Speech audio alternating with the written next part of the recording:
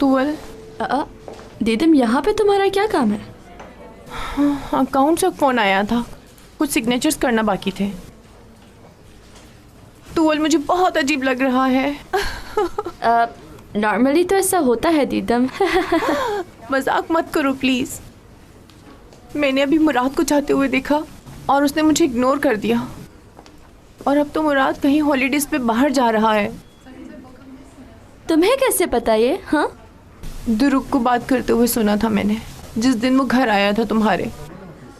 कहाँ जा रहे हैं वो दोबारा से बताना। तुअल, अच्छा ठीक है, मैं चुप हूँ। बोरा बोरा, बारबाडोस वैली बहुत अच्छी जगह है वैसे।